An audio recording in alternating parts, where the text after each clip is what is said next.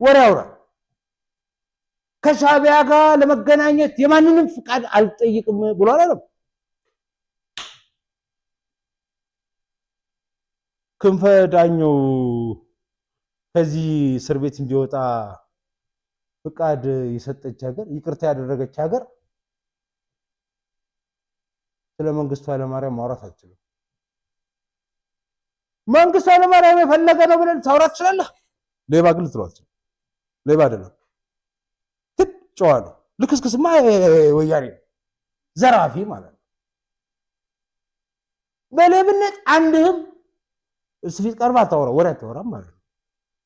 ሌባ ሌላ ነው። ሁለተኛ ስብሐት እኔ የገረመኝ ስብሐትና መንግስቱ ኃይለማርያም እድሜ ኩያዎች ናቸው። ኦልሞስት አንድ አመት ነው 2 አመት ነው የሚበላለጡት። ያም 81 ነው 82 አመቱ ነው። ጓድ መንግስቱ 84 አመቱ ነው። እኔ በጣም የገረመኝ ፓርት ምን መሰለው ወፍ መንግስቱ ኃይለማርያም ከኢትዮጵያ ከወጣበት ዕለት ጀምሮ ሀገር ሲበጠብጣ የተተቃለለ አይቀባጥርም፣ አያወራም፣ ሽብር አያደራጅም። ኢሳያስ ጋር ሲልከሰከስ አይሆንም፣ ሲርመጥም የትም ሲላላ ካታገኙ አርፎ ቁጭ ነው ያለው። እሱ ራሱ ክብር ይገባዋል። ሃፒ በርዝዴ መንግስቱ ኃይለማርያም ይቀልዳል ያለ እንጂ በስተርጅና ሊሞት ልጁ የረሰረሰለት ሽማግሌ ከእስር ቤት እንዳይሞት ብለን በምህረት ብናስወጣው በ71 አመቱ የ21 አመት ህፃናትን ወጣቶችን ሰዓት ውስጥ ጦርነት ውስጥ ሊማግድ ተመልሶ ወደ 1971 ወደ ድሮው ብሎ ሻቢያ ጋር ሄዶ ያሽቋልጥ የለም እንዴ? በ71 አመቱ የትግራይ እናትና ሴቶችን ሲሳደብ አላየሁትም በቴሌቪዥን ስማ እንጂ ደግሞ ከዋፍሩ ካባ አልብሰውት ነው እኮ ማንን ስብሐትን እንዴ ስብሐት የሚባለው ወንበዴ ካባ በሚለብስበት ሀገር መንግስቱ ኃይለማርያም ጋቢ ለብሶ ሃፒ በርዝዴ ብሎ ችግር አለው? ኖ ሃፒ በርዝዴ መንግስቱ ኃይለማርያም ወዳጄ ቢያንስ እንደው እረፍም ብለው ሲሉ ታውቃለህ። ስደት ከወጣበት በኋላ አብይ መጣ፣ ኃይለማርያም ደሳለኝ መጣ። አሊያም መንግስቱ ኃይለማርያም ሆነ ወይስ ማነው ያ ዱቄት መለስ ዜናዊ ስሙን አንስቶ በኢትዮጵያ ጉዳይ ጣልቃ ገብቶ ሲቀባጥር አታየውም። አርፎ ተቀምጧል። በዚህ ብቻ እንዳከብረው ያደርገኛል። ማንን? ጓድ መንግስቱ ኃይለማርያምን እንኳን ገና 90 አመት ኖረ። ኢሳያስም ስብሐትም ሲሞቱ መቃብራቸው ላይ መተህ ቆመታል እንጂ ትፎክርባቸዋለህ። ምን ያመጣል? ግድ የለህም ጓድ መንግስቱ፣ አንተ ብቻ እዛ ተቀምጥ፣ እኔ እፎክርልሃለሁ። ዘራፍ አካኪ ዘራፍ ብዬ መሞታቸው አይቀርም። ጦርነቱ ዋዜማ ላይ እነ ስዩም መስፍን ሲያወሯት ሲሏት የነበሩትን ነገር እነ ደብረጽዮን እነ ክንፈ እነ ዳዊት ያሉት ነው። ጦርነት ተመልሶ የመጣ ነው። ዛስ ወራም ተከኘው እሱ ያወራውት ያለው ስለዛ ተመልሼ ስዩም መስፍን ከሞተበት ቀስቅሼ ቁጭ ብዬ ማታ ሳወድር ትናንት ዳዊት ወደ ራያም አይደለም ወደ ሻቢያ ነው የምትለከው። ግድ የለህም ወዳጄ። የመሽ መረጃ ደሳይ ነበር በእናት ወብዬ እዛው መግደል ጀምረዋል። እርስ በርስ መናፋት ጀምሮላቸዋል። ወያኔ ሰምታቸዋል። ንውፉ አንድ መረጃ ደሳይ ነበር። አሁን ከነጋ ይሄን ጄኔራል ትናንትና ገለውታል አሉኝ። ምን ነው ምን አጥፎ ገደለ ብዬ ለማጣራት ሞከርኩ። የአርሚ 13 አመራር አባል የነበረው ኮሎኔል ካሳይ በርሄ ይሄ ስማችሁ ነው ወዲ አዲ ዳይሮ እረንዶ እኔስ ግን የቀድሞ አመራር በህወሓት ከፍተኛ ታጣቂዎች ተመርዞ መገደሉ ተሰምቷል። ይህን ተከትሎ የህወሓት ታጣቂዎች እንደተለመደው በራያና በአፋር በኩል መንሸራተት ጀምረዋል። መሪያቸው መገደሉን ከሰሙ በኋላ ምን አርጎ ተገደለ ወዲ ካሳይ ብዬ ጠየቁ። ወዲ በርሄ ማነው ኮሎኔል ካሳይ ምን አጠፋ ብዬላለሁ። የህወሓት ታጣቂዎች ሄደው ወርቅ ሲሸምቱበት ወርቅ የሚነግሩበትን ቦታ ሳያስፈቅድ የደጎበኘ በሚል ምን ነው ጌታቸው ረዳ ነው እንዴ ላከው ብዬ ጠየቁ። ምን ነው ጌታቸው ረዳ ሐሳብ ይደግፋል እንዴ ሰውየው እያልኩ ስዩም የማይጠየቅ ጥያቄ ያጠይቃሉ። እና ለምን ገደላችሁ ታዲያ? ለብነቱን ሄዱ አይቷል። ለማንኛውም የህወሓቱ የአርሚ 13 አመራር የነበረው ኮሎኔል ካሳይ በርሄ ተገሏል። የገደሉት ያስገደሉት እነማን ናቸው ብለው እነ ኮሎኔል እነማን ነው ምግበይ አሁን ሰው እንዴት ምግቡን ውስጥ ያወጣል? እሺ ጀነራል ምግበይ ኃይሌ የሚባለው ሰውዬ ጀነራል ፍስሐ ኪዳኑና ሌሎች ከፍተኛ ወያኔ አመራሮች ወርቅ በሚያወጡበትና በሚሸቅጡበት አካባቢ ሄዶ ሳያስፈቅድ ሄዶ ተመለሰ። እዛ ደርሶ ያችን ሰነድ አጠናክሮ ከመጣ በኋላ ይመስለኛል ወዳጄ በሞቴ ብለው ምን ነው ፈታ ታውቃለህ? ከፈታ ጋራ መርዛ ጎረስቷል። ፈታ ታውቃለህ? እሺ ካልሰማ የስዩም መስፍጥ አይገጥምሃል ነው እያልኩ ያለሁት እኮ ሰምተኛል። ወፉ የስ እንዴት እኔ ያልኩን ካልሰማ የስዩም መስፍጥ አይገጥምሃል። ከሻዕቢያ ብትተርፉ ከመከላከያ ተርፉ። መከላከያ ቢዝ ደግሞ እንደ ስብሃት ከቆሻሻ አጥቦ ከምናምን አጥቦ በጀርባ ላይ ያወጣ መሰለ ግንባርን ብሎ ይልቃል ያገኘ። እሺ ከሻዕቢያ ብሶስ አገኘዋለን። አሁን ደግሞ እንትን ውስጥ የገባች እባብ አላሉ ሰውዬው ወፍዬ እንትን ውስጥ የገባች እባብ እኮ ነው። ገባች እባቧ ቅርቃር ውስጥ ነው የገባችው። ያዛት ከዛ ቢስባት ትበጠሳለች፣ ቢለቃት ትገባለች። ምን ያርጋት? ይወያሪ ሻዕቢያ ጋር ብትሄድ ያስበልሃል፣ ከሻዕቢያ ብትተርፍ እንበልሃለን። እያየህ ግባበት። የባህር በር ያስፈልገናል ብለን የባህር በር ብለን ስንል ምን አሉ መሰለህ? ምን ፈልገህ ነው? አሰብን ጦርነት ፈልገህ እንጂ እንዲሁ በባዶ ሜዳማ አልመጣም። ተውት አይደለም። እኔ ዘይላ ነው ቤቴ አልኳችሁ መጣሁ። ብቻ ያራዳ ልጅ ነው ሶማሌላንድ ጋር ተስማማ አይደል? እኔ ሻዕቢያ አንዴ አስመራ አንዴ እንትን ብሎ ተሯሩጦ ከግብፅና ከሶማሊያ ጋር ጥምረት የመሰረተበትን ምክንያት ብቻ አስረዱ። ሜሞራንደም እኔ የምላችሁ አሰብን ነው ፈልጋችሁ የመጣችሁት ብለው ሲሉ ዘይላ ነው ብለን እዛ ሜሞራንደም ኦፍ አንደርስታንድ ስንፈራረም ሻዕቢያ አኩሪ ከግብፅና ከሶማሊያ ጋር ጥምረት የመሰረተበትን ምክንያት አስረዳኸኝ። የኤርትራን ችግር በሰላማዊ መንገድ እኔ እፈታልሃለሁ። በደምብ ታስረዱኛላችሁ፣ ግን ትችላላችሁ።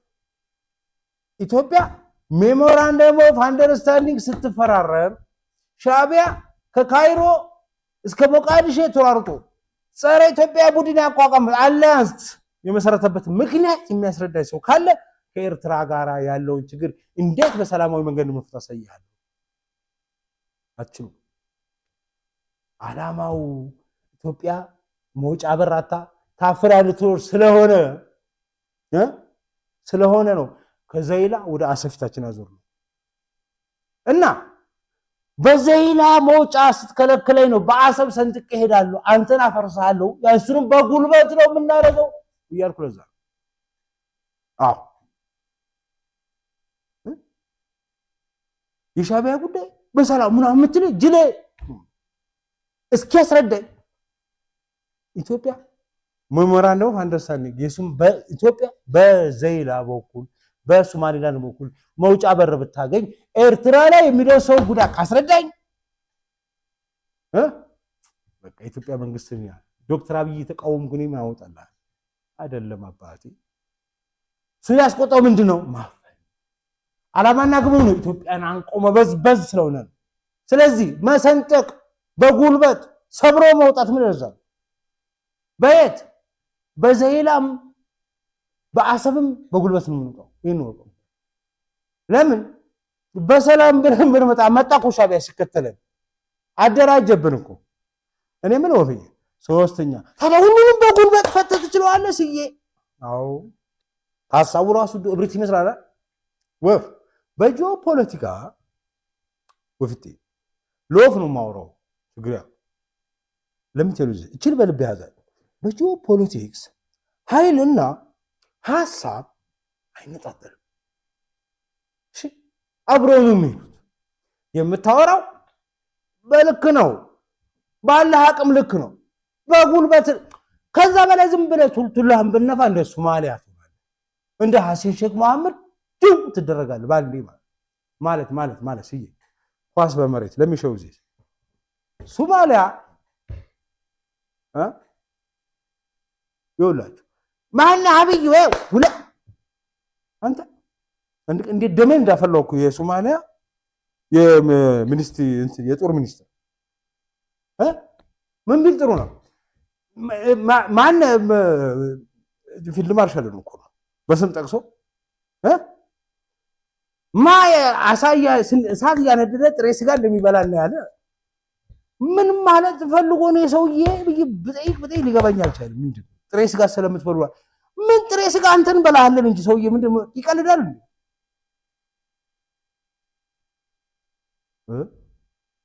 አዎ እንደዛ ነው። ጥሬ ስጋ እንበላለን። ኮሪያ የዘመተ የኢትዮጵያ ወታደር ሄዶ ነገር ሲፈልግ እኮ ነው ጥሬ ስጋ እየቆረጠ ሬሳ አጠገቡ አስቀምጦ ጥሬ ስጋ እየቆረጠ ይበላል። ሄደ ማን ነው ከዛ የኮሪያ ያኔ ሊዋጋ የመጣ ወታደር እስተፎረላ ሬሳ እንኳን አይቀበርም ብሎ ገና ጥቁር ሰው ሬሳ ስጋ እየቆረጠ ሲበላ ሲያይ ዘግንኖት ውጊያውን ጥሎ ጠፋ። ምን ነው ቢባል አይ በሞት እንኳን ለቀብር አልበቃም ይበሉኛል ሰው የሚበላ እንትን መጣ። እሱ ሳይኮዋር ይባላል። የስነቦና ጦርነት ኢትዮጵያ እንወራለን አሉ። ኧረ ተው የዶክተር አብይ መንግስት ከፈለገ ጦርነት ይቅጠምን አላለ ሐሰን ሼክ መሐመድ አልጀዚራ ላይ ሄዶ ምናምን አልፎከረብንም። ተው ብትንትንን ነው የምናወጣው። እዚህ ጋር ቁጭ እንደዚህ ነው ብትንትንን ነው የምናወጣው።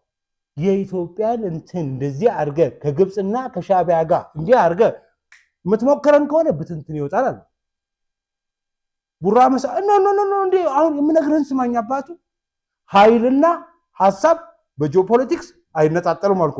ሐሰን ሼክ ሲፎክር አበቺ የአራዳ ልጅ አለ አንድ የአራዳ ልጅ ምን አረገ ሄደና ላሽ ብሎ ወጣ። የኢትዮጵያን ጦር እኛው አዝለን ከኬንያ ከኪስማዩ ሞቃዲሾ አስገባን ሰው በጀርባችን አዝለን ባንቀለባ አዝለን ያስቀመጥን ሰው ጭራሽ እኛን ታስፈራራለህ። አዎ ችግር የለም አንተ ውጣ። የኢትዮጵያ ጦር ወጣ። አልሸባብ ገባ። አልሸባብ ሲገባ ምን ሆነ? እዚህ አፍንጫው ስር ወፍ ሐሰን ሲያራ መቸኛል እኔ የመጨረሻ የሚመቸኝ ሐሰን ሼክ መሐመድ ሲፎክር ሲያስፈራራ እንከርሞ እዚህ አፍንጫው ስር ቦምብ አልፈነዳለትም። ሐሰን ሼክ መሐመድ ነው ራሱ አብችዬ ላይ ሮኬት ነው ምንድን ተኮሰበት እንጂ እዛ ያረፈ ጊዜ ግን ምን ሆነ ነው የኢትዮጵያ መከላከያ ሰራዊት ግድ የለም አባቱ አንተን እየጠበቀ አንተ ማጫወትብህ በጀርባዬ ላይ እዚህማ እንዴ እንትን አትቀዝንብኝም ነው ቦታውን ሲለቅል ገባ አብችዬ ተው እንጂ አድነኝ ማለት ጀመራ። ከዛስ ከአንካራ ምንድነው ከሞቃዲሾ ሮጦ አንካራ ነው። እንደዛ ነው ኃይልና ሐሳብ በጂኦፖለቲክስ አይነጣጠልም። ሁለቱ ነው ይዘ ሻቢያ ላይ እንደዛ ነው የሚሆነው። ጠንክር ጠብሰቅ ያለ ጦር የምንገነባው ላንተ ነው። ለምን በሰላም ችግሩን ለመፍታት ዳይሜንሽናል አንድ ነገር የምታስብ ብቻ ከሆነ ነው አንተ ጦር የምትገነባው ለውጊያ ነው ብለህ የምታስበው። እንደዛ አይደለም አባቴ። በጂኦፖለቲክስ ሐሳብና ኃይል አይነጣጠሉም። የምትናገረው ባለ ኃይል ልክ ነው። ጅቡቲ ምንም አውራ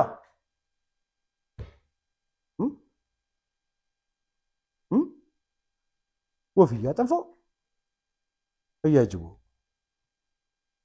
ምንም ነገር ቢሰራ ዝም ብሎ ነው አቅም የለው። ሶማሌላንድ ሲሳደብ አይታወቃለህ። ፑንትላንድስ ነው ሶማሊያ ሞከረው ቀመሰ። ኬንያስ በጦር ጉዳይ አያወራም። ኬንያውያን በጦር አቅም አንጻር ሲታይ ምን ብለው ይዘፍናሉ? አቅምን አይቶ መኖር ጥሩ ነው፣ ታላቅ ችሎታ ነው። አቅምን አውቆ መኖር ታላቅ ችሎታ ነው። ለምሳሌ ችሎታ ሰሜናዊ ኬንያ ላይ ጦር የላቸው። የኢትዮጵያ መብራን ያው ኢትዮጵያ አደራሽን ብሎ ነው ኬንያ እጆቿ ወደ ኢትዮጵያ ዘርጋለች ነው የሚባለው። ዛሬ በፈርዞ ነው አሉ እና ሻኔ ለካ የምትፈለፈው እዚህ ነው። አዎ ከዛ ገብቶ ወደዚህ ተስካሩ ነፋለ ምን እኮ እሱ ነው።